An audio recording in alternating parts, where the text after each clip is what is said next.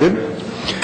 All right, I'd like to welcome everyone to the September 28th, 2017 meeting of the Delaware County Board of Commissioners. If everyone would please join me in the Pledge of Allegiance.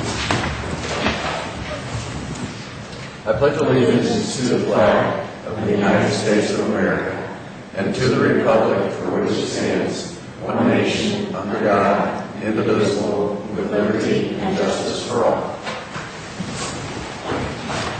Good, thank you. My name is Jeff Benton, President of the Board this year. To my left is Vice President Gary Merrill. Commissioner Lewis has another commitment this morning.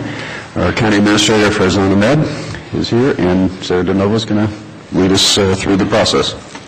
Resolution number 17-1002, and the matter of approving the electronic record of the proceedings from regular meeting held September 25th, 2017, and special meeting held September 25th and 27th, 2017. So moved. Second. Discussion. Vote. Vote on motion 17-1002. Mr. Merrill? Aye. Mr. Vinton? Aye. We have no public or elected comment this morning. Resolution number 17-1003, in the matter of approving purchase orders, then announced certificates and payments of warrants and batch numbers CMA PR 0927, memo transfers and batch numbers MTA PR 0927. So moved. Second. Discussion. Vote. Vote on motion 17-1003. Mr. Merrill? Aye. Mr. Benton? Aye. Resolution number 17-1004, in the matter of approving travel expense requests. So moved. Second. Discussion. Vote. Vote on motion 17-1004. Mr. Benton? Aye. Mr. Merrill? Aye. Resolution number 17-1005, in the matter of a new liquor license request from Powell 76 LLC and forwarding to the Ohio Division of Liquor Control with no objections and no request for a hearing. So moved. Second. Discussion. Vote. Vote on motion 17-1005. Mr. Merrill? Aye. Mr. Benton? Aye. Resolution number 17-1006, in setting date and time for viewing a public hearing for consideration of the Clark Shaw Drainage Improvement Petition filed by Clark Shaw LLC and others. So moved. Second. Discussion. Vote. Vote on motion 17-1006. Mr. Benton? Aye. Mr. Merrill? Aye. Resolution number 17-1007, in the matter of accepting the award for the Reinbarger Fellowship Grant. So moved. Second. Discussion. Good morning, Commissioners. I'm Nicole Ford with the Delaware County Prosecutor's Office. First, I would like to thank you for putting on and hosting such a wonderful and successful employee appreciation lunch yesterday, and also thank you to Jane Haas for coordinating the event. It was a wonderful event. Thank you. I want to thank you as well for all your work. You worked very hard putting that canopy up, taking it down, and helping with the meal. And Jane isn't here, but yeah, I wanted to certainly acknowledge her as well. She did a great job. And so many others. So anyway, sorry to interrupt. No, thank you. Once again, we have been chosen for the Reinbarger Fellowship Grant. This program helps newly graduated Ohio State law students awaiting the bar results to get experience and opportunity for future placement into prosecutors' offices. This is our fourth year being chosen. This is not a grant that we apply for. It's something that they look at all of the prosecutor's office and they choose. We have been fortunate enough to be able to continue to employ all of our past recipients as new attorneys into our office, and this year we're welcoming Robert Yeptango, who was here, I think, 2 weeks ago. Yeah, met him earlier. Do you have input into the choice, or is that, they just... Yes, we do. We give them the posting, and then we receive all the applicants. We do all of the interviews. So we get the full choice as far as that. It's just they don't ask for anybody we don't submit any sort of application or anything like that. They just basically look at all of the prosecutors' offices, and it obviously helps that we've been able to employ all of them. That's a huge factor. The last prosecutor's office, they had received it 2 years, but were unable to employ the last recipient. So, yeah, sounds like a great program. We've been at it for 4 years, and yep, had great success. And it's very generous of them to help fund this. I mean, it's a great experience. So, very much so. all right, vote. Vote on motion 17-1007. Mr. Benton? Aye. Mr. Merrill? Aye. Thank you, Commissioners. Thanks, Nicole. Resolution number 17-1008, in the matter of approving a transfer of appropriation for the Sheriff's Office. So moved. Second, discussion, vote. Oop, sorry. I'm Leslie Ross, the Finance Manager with Delaware County Sheriff's Office. This is an appropriation for our K-9 with Storm Dog Tactical. That includes the cost of training as well as the dog. It is a dual narcotics training system that the dog will go through. It is an appropriation. However, we're actually going to be reimbursed by donation for this. Right, right. Is this an additional dog or replacement? Replacement, yeah. Okay, great. It's, again, generous of someone to help fund this. Very much so. That's very much appreciated. That it? That's it. All right, now we'll take a vote. Vote on motion 17-1008. Mr. Merrill? Aye. Mr. Benton? Aye. Resolution Thank number 17-1009, in the matter of approving the Alpha Group of Delaware's payment of capital lease repairs to 1,000 Alpha Drive from the capital account established in the lease agreement for said property. So moved. Second, discussion? Just wanted to say hi, that I'm Liz Owens, I'm the CEO with the Alpha Group, and thank you for entertaining our resolution to continue our improvements on our building. Okay, very good. I have no. Okay. You've done this Good. before. Yeah. Yep. Again, it's good that you're investing in it and have some reserve funds that'll help do this, so. Yep. Very good. Take a vote. Vote on motion 17-1009. Mr. Merrill? Aye. Mr. Benton? Aye. Resolution number 17-1010, in the matter of approving a lease agreement by and between the Delaware County Board of Commissioners and Orange Township Board of Trustees to accommodate Delaware County EMS at 6226 3rd Street, Lewis Center, Ohio, 43035. So moved. Second, discussion. Good morning, Commissioners. Chief Schuler, Delaware County EMS. This is an agreement between Delaware County and Orange Township for the provision of Emergency Medical Services Station 3. This is a repeat contract. We've been here for well over 35 years. I would recommend this for your approval. If I remember correctly, though, last year was the first year we had a year's lease, or a change in the rate, is that correct? Or Actually, this is the third year in the change of rates. and is this the same rate or is it different? Yes, sir. Same? Yes, sir, it is the same rate. You said same rate or different, you said yes. And Yeah, they are, the only thing we're changing this contract are the dates. All right, very good. We'll take a vote. Vote on motion 17-1010. Mr. Benton? Aye. Mr. Merrill? Aye.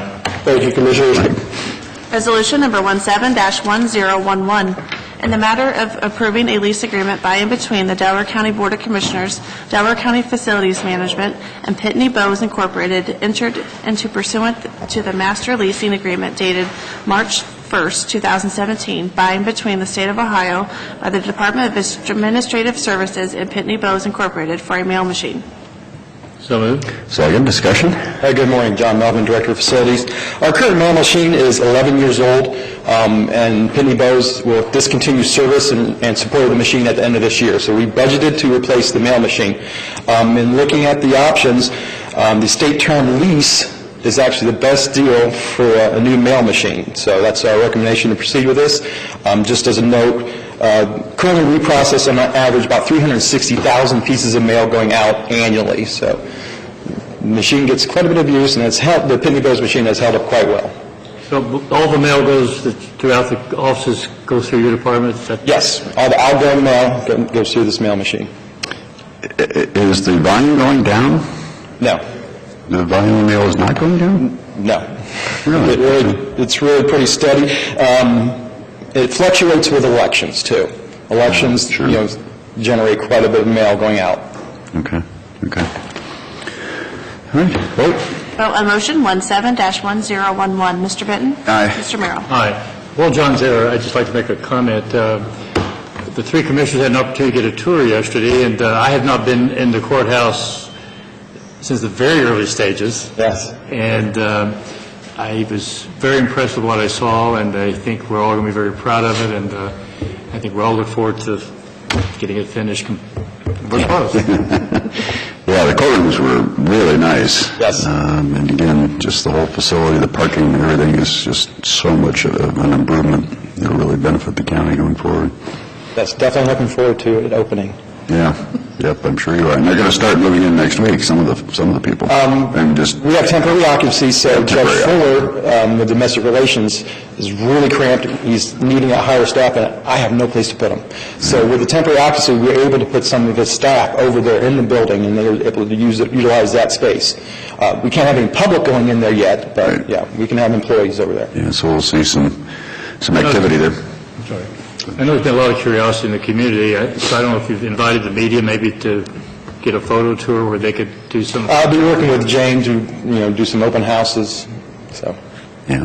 Yeah, we have, the media, during construction, we've had them through there a couple times. Good.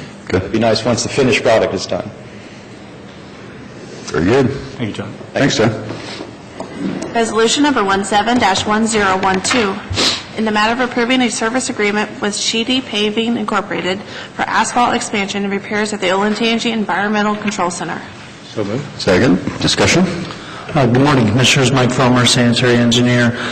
This contract is to reseal and do some improvements out to OECC. It was originally going to happen last year, but we pushed it to this year, and we received, I think, 3 different quotes to make sure we were getting a very competitive price, so. Vote. Vote on motion 17-1012. Mr. Merrill? Aye. Mr. Benton? Aye. Resolution number 17-1013, in the matter of approving sanitary sewer subdividers agreement for Old Harbor Estates, Section 2. So moved. Second, discussion? Commissioners, this is our standard subdividers agreement for this next section of Old Harbor Estates, and we're recommending your approval. Okay, vote. Vote on motion 17-1013. Mr. Benton? Aye. Mr. Merrill? Aye. Resolution number Thanks, Mike. 17-1014, in the matter of appointing a citizen member to the Sunbury Meadows Community Development Authority Board of Trustees. So moved. Second, discussion? Good morning, Commissioners. Jane Hollis, Communications Manager. I did notice one thing, and I apologize that we'll have to change in the record. It's in the matter of appointing a local government representative, not a citizen member. So that was just probably a cut and paste error on my part from before. We are recommending that Timothy Hackworth, who was a very close second on the last appointment to this community authority, be appointed to this seat, which was unfortunately vacated by the passing of David Miller, our previous representative. So we recommend your approval. All right, vote. Vote on motion 17-1014. Mr. Merrill? Aye. Mr. Benton? Aye. Item number 16 has been pulled from our agenda today. Jane will now have the floor. Okay.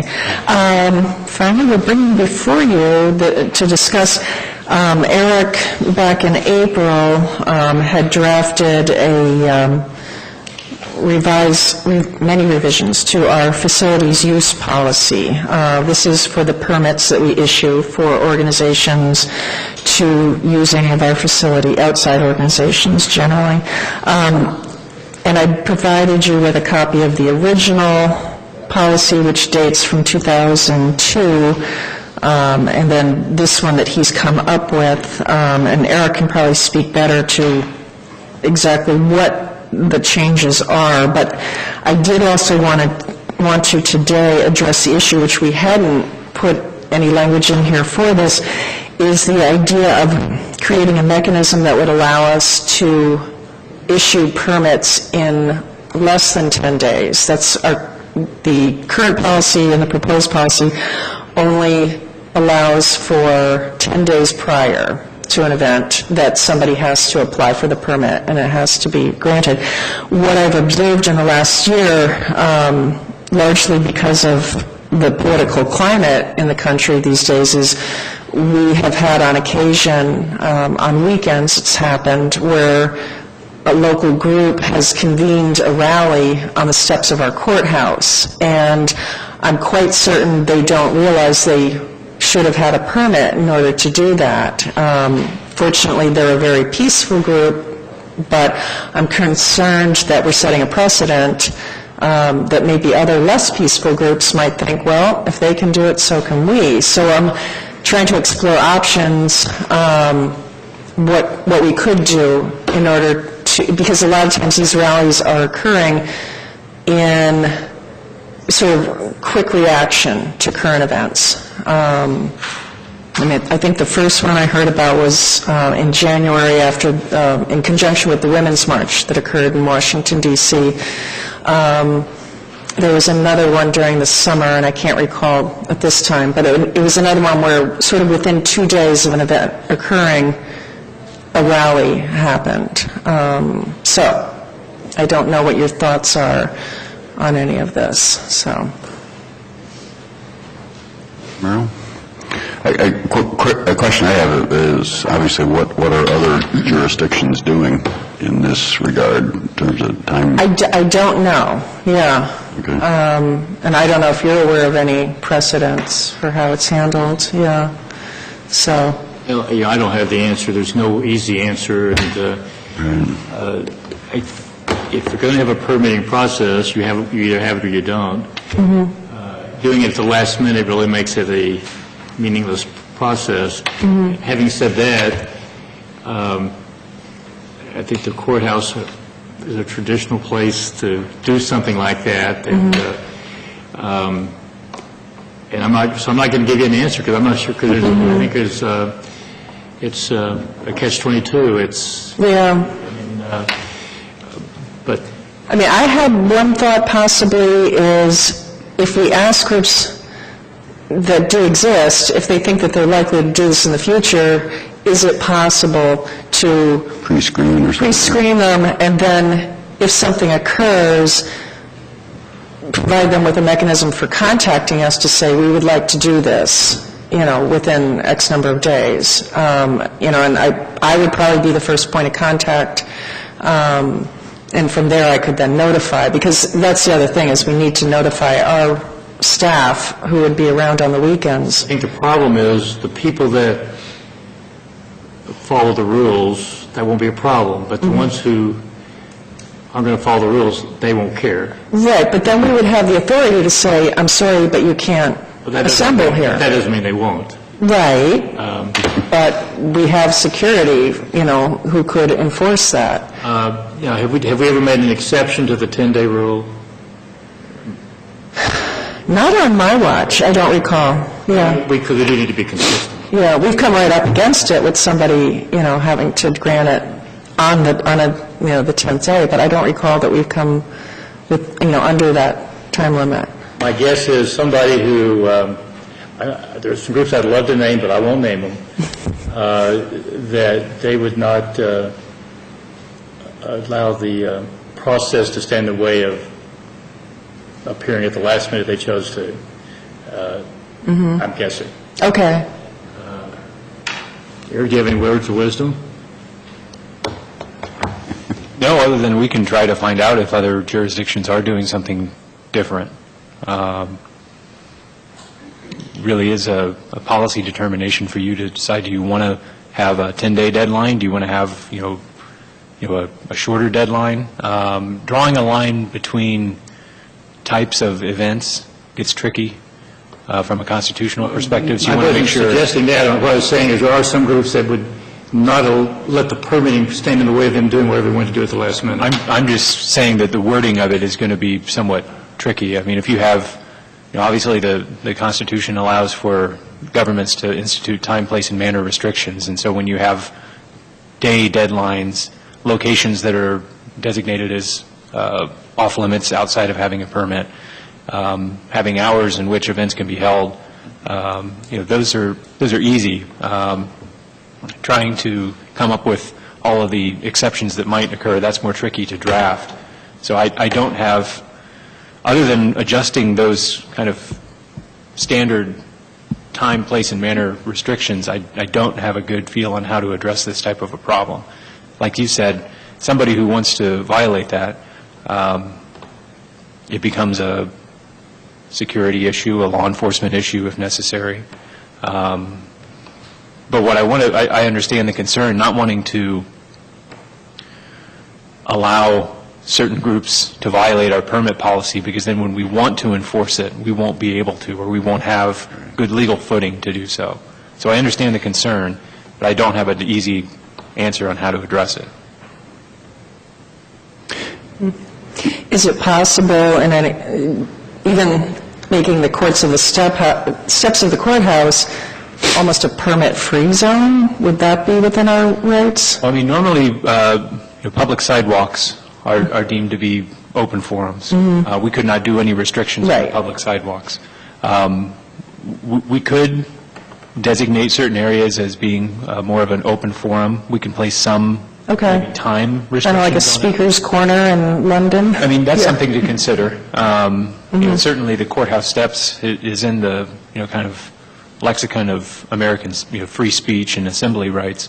So coming up with something that's workable would be beneficial. I think everybody would appreciate it. Is this likely to migrate across the street with the new courthouse, or this being the traditional courthouse, are going to tend to want to use this, or, that's a question, I don't have an answer to that. Maybe I'm more poetic than most, but I don't think that it has the same effect. Yeah. This gets the traffic, the visibility, it has the optics, as they say. Yeah, the old courthouse with the actual steps and the monuments in front and the old architecture, I don't know, it just seems more traditionally So American. you think the desire would be to continue to use that as the... I think There so. are, rather open areas over in front of the Hayes Building and the new courthouse that might be a place that people want to assemble for rallies, but it's entirely up to you. And as long as it's not a content-based restriction, if you're just saying, okay, these locations are going to be open forums, then that's fine. You get to decide what those are because it's not a content-based restriction. So if you want to say the courthouse steps between the hours of X and X, then you can do that. But we could designate this as the location rather than that location. Absolutely, because you don't have to actually, other than, like I said, areas that have been designated as open forums, such as sidewalks, certain parks, you have the ability to set restrictions on how those assemblies can occur on county property. This question came up yesterday, I think because of the tour. The space between the new building and the Hayes Building, is that a street or is that part of our property? My understanding is that is actually public right-of-way. So that is a alley or a street. I'm not sure how the city would designate it, but it's a public street of some kind. We weren't much help, were we? In order to close access to that would require the city's approval. I just wasn't curious, I wasn't sure where it was, but that was the assumption, but I wasn't certain. Yeah, because that could conceivably be another assembly location, but I think this has such high visibility, it's likely to continue to be. I like the idea, though, of potentially hours, and maybe it would just be on the weekends, because I know there's some talk about reopening that entrance to the old courthouse building when a renovation is done. So we'd have to consider that it doesn't impede people's ability to enter and exit the building. So, okay. I will look for precedents on that one and just try to see. But do you like the idea of sort of a permit-free zone that we designate as... I'm not so sure I'm there. Okay, okay. I can research precedents and come back on that one. I know the other sort of substantive change with this, well, we haven't changed it, but I know it's been brought up before, is the idea of the charge, the fees and rules for usage. The charge currently is $25 an hour, and it's been that since 2002.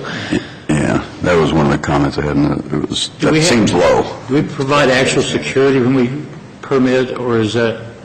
It depends on the location and the hours that they're, if they're at the Willis Building, for example, Trident Security is going to be in the building. Presumably, the service that they're already providing is extended to them.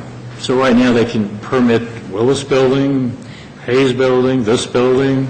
Yeah, it's in the Section 3 of scope.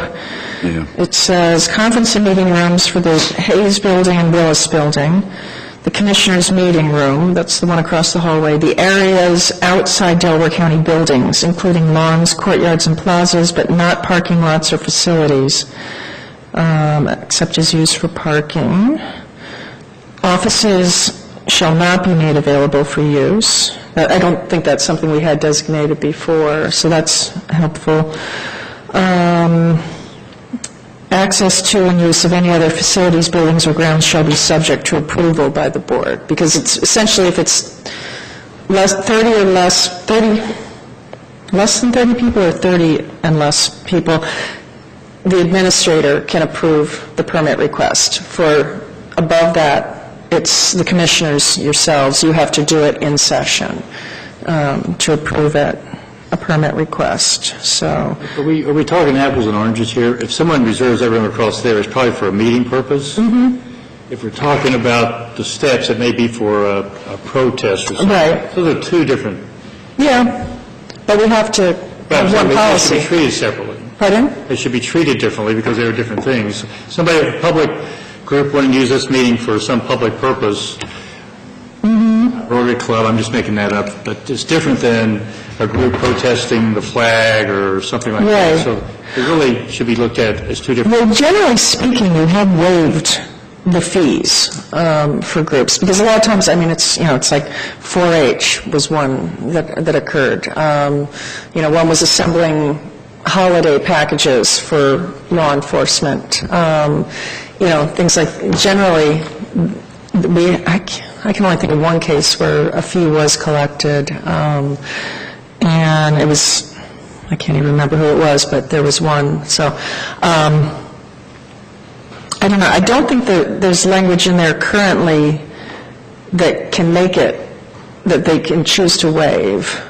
Do we want to, or to adjust this rate? I caution against having a waiver provision, because then you get into the decision of, well, we're going to waive it for this group or this purpose, but not for this group and this purpose, and you open yourself up to a challenge of, unfair treatment. I wasn't where we had waived it. Is that a resolution that we have done particular events, or just been done? I think the determination has been made that it really wasn't costing us extra when a group met on our property, so That's therefore... what I was going to suggest. If there's no out-of-pocket cost for the county, then... Right. So why have the $25 in there to put us in a position of having to waive it? I believe that the policy was for when there were additional expenses, security, after hours, things like that. Right. That was when the fee was imposed. I don't recall that there actually was just a flat fee for all permits. I don't remember that being the case. Well, in this section here, it does say if it requires the need of security personnel or cleaning services, shall require that a fee be charged.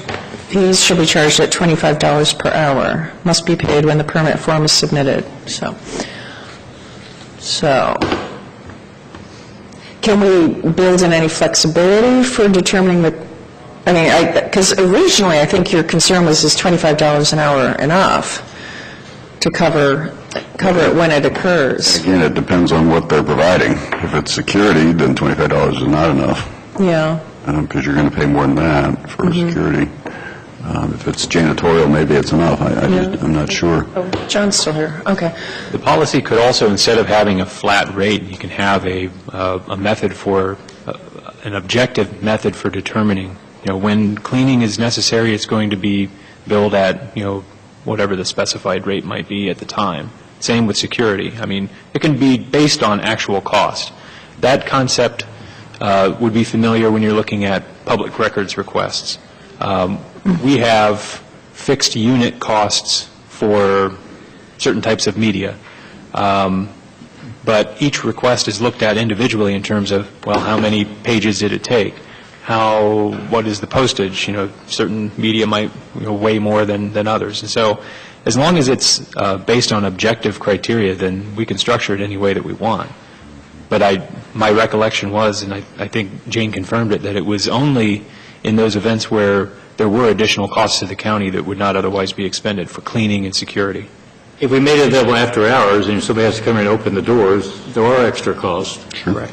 If it's during hours, candidly, that room, That's a quantity in and of itself. We generally, yesterday we had difficulty finding rooms to have meetings the last couple of days, so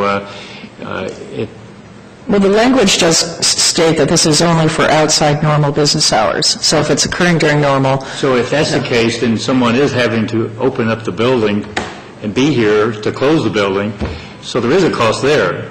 Yes. And that's reasonable that cost should be reimbursed. well, do we generally have somebody on duty all the time, correct? After hours custodians. Okay. And typically...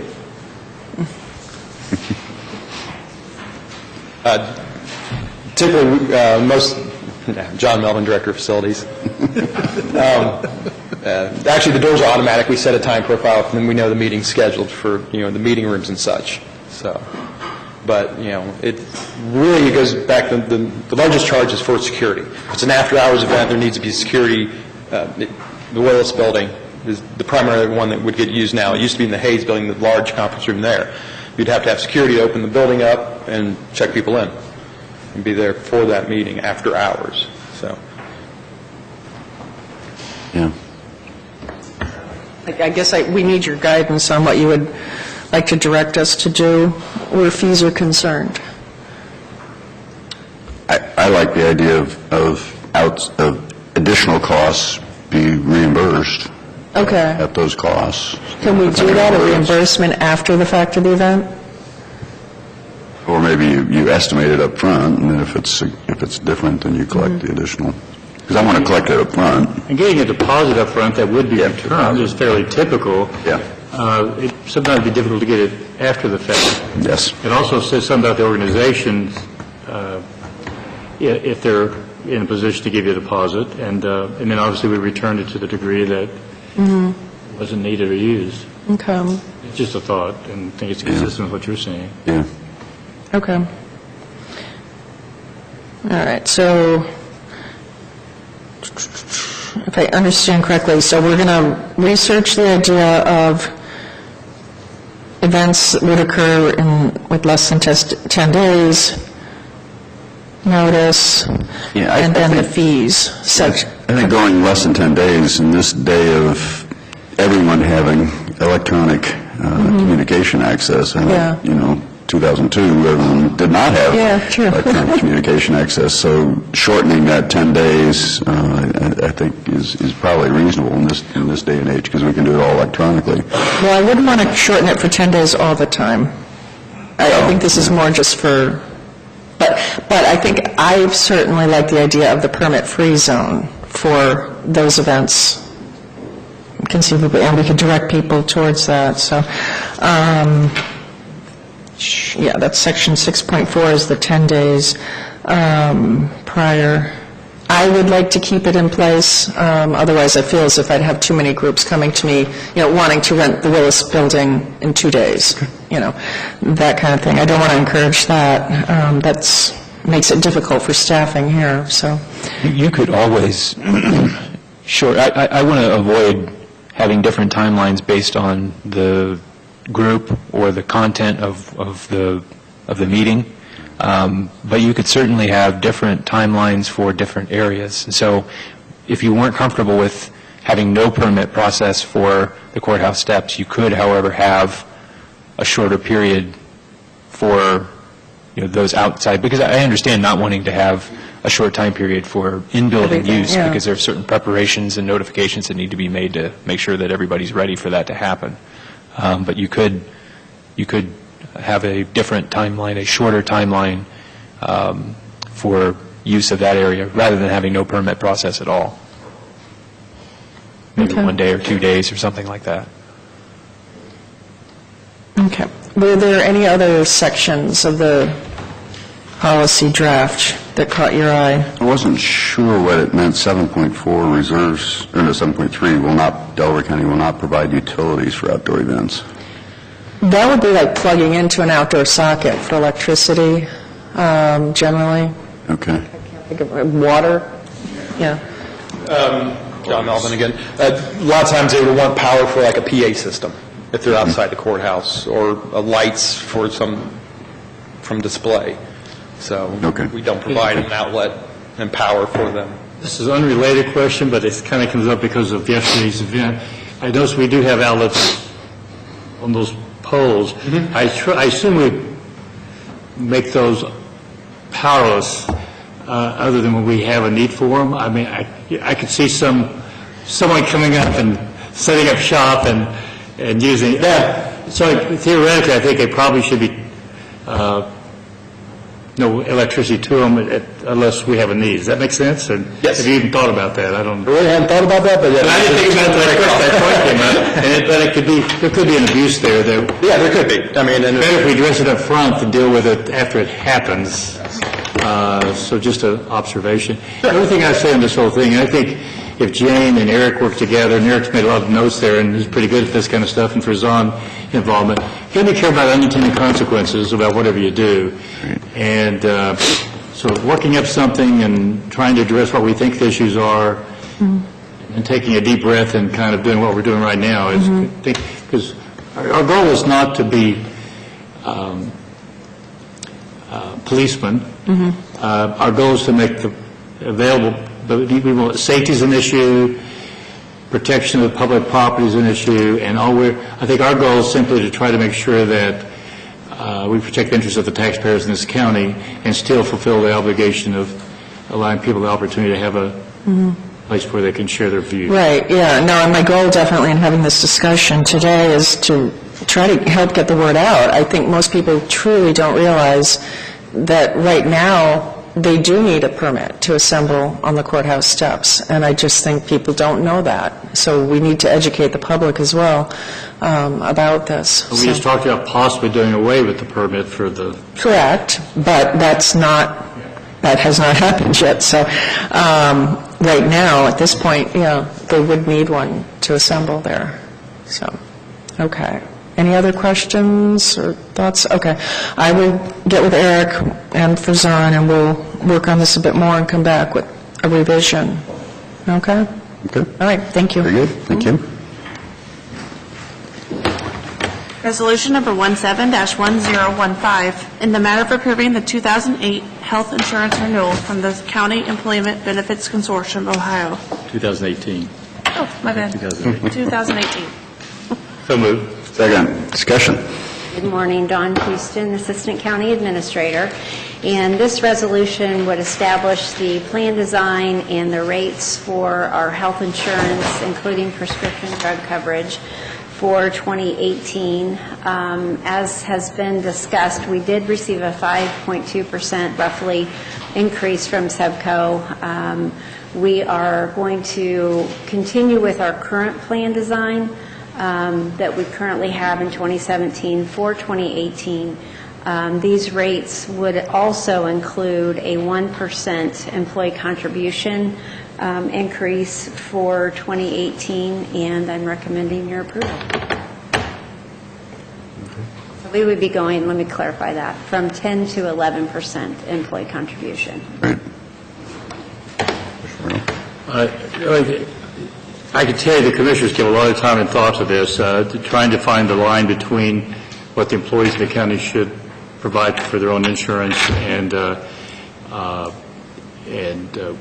think we have an excellent plan, but we do recognize employees need to have a little bigger role in that, and that 1% may not sound like a lot, but it's a 10% increase over what it was before, and it's just, and we take the whole process very seriously as we try to address the employees' needs, and I think we've done a pretty good job of doing that and still be fiscally responsible to the taxpayers in this county. So that's my thoughts. Okay. Yeah, just, I guess just one comment. Since I've been on the board, I've been promoting the use of an alternative HSA high deductible plan. We've not gotten there yet. I think it's 40% of cities and 60% of townships now have a HSA available to their employees, and I think it is a great alternative that we really need to explore as an alternative, not as a mandatory. In the private sector, I think the significant majority use an HSA or high deductible plan, and it really does help the employees and the employer manage their health care costs. And my experience is health care costs do either grow slower or actually decrease after introduction of an HSA or high deductible plan. So I will again encourage us to pursue that alternative, and SEPCO has some, and as do others, that we really need to look at that, because that can really reduce, in my experience again, is that it really does reduce either the growth or the actual dollars of claims, working with the employees to help them manage their health care costs. So anyway, with that, again, I think we need to consider that for next year, but I guess that's it. We'll take a vote. Vote on motion 17-1015. Mr. Merrill? Aye. Mr. Bitton? Aye. Resolution number 17-1016, in the matter of approving a supplemental appropriation. So moved. Second, discussion? Good morning, Cy Kelly, Assistant County Administrator. This appropriation is needed for the construction of the Scott 604 lateral 2 ditch that the Commissioners have approved, and I recommend your approval. Okay. Vote. Vote on motion 17-1016. Mr. Bitton? Aye. Mr. Merrill? Aye. Thank you. Do you want to do our other business at the moment? Other business. Oh, the supplemental appropriation. Yes. Okay. Yes. Resolution number 17-1017, in the matter of approving the transfer of appropriations from juvenile court. So moved. Second, discussion? Good morning, Karen Watkins, Fiscal Coordinator for the Juvenile and Probate Court. This is just moving $80 from our salary line down to our health benefits line to end a grant project for us. Okay. Vote. Vote on motion 17-1017. Mr. Merrill? Aye. Mr. Bitton? Aye. Thank you. That brings us to administrative reports. Good morning, Commissioners. Just a follow-up to the health insurance. Commissioner Benton, I think one of the issues we see is by the time we get the SEPCO rates in September, it's very hard to look at alternate plans. But if the board would like to see some alternates, then that is something we should probably look at early on, maybe even next month or beginning of the year, and just start looking at different types of plans and see what those numbers look like, so that we have enough time to look at those things. So I just wanted to mention that. The other thing that I do have on my items is the idea behind the Employee Appreciation Day was to have our elected officials just show that they appreciate the employees. And I wanted to thank you guys, all three of you, and Commissioner Lewis is not here, but the three of you and Natalie Fravel, Judge Emanowski, Judge Fuller. Judge R. I call him Judge R. Yeah. Judge Randy. You were the elected officials and George Kites, I can't tell you about George. You guys were there throughout the whole thing, and I think you served each and every person that was there. So I really wanted to thank you for your dedication to your employees. And I also wanted to talk about the staff that put this together. Jane and Sarah, I don't think they left that whole site from the beginning to the end. And then with you was David Dombrowski, Joyce Bowens, Fred Fowler, and Bob Lamb running all over the place, doing whatever needed to be done. John Melvin, Brian Gallagher running food down to 911, Sean Miller doing whatever needed to be done, Cy Kelly, Denise from Judge Fuller's office. And yourself, Curzon, you were there the whole time. I had a good job. I was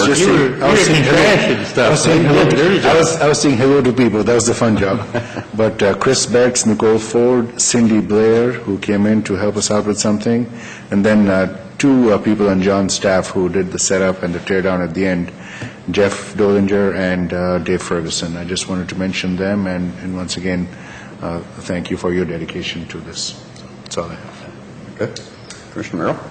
I thought it was a great event yesterday as well, and employees were very generous with their compliments, and something we have not routinely done, and it certainly, I think, was appropriate and well received. And I really have nothing else other than that today.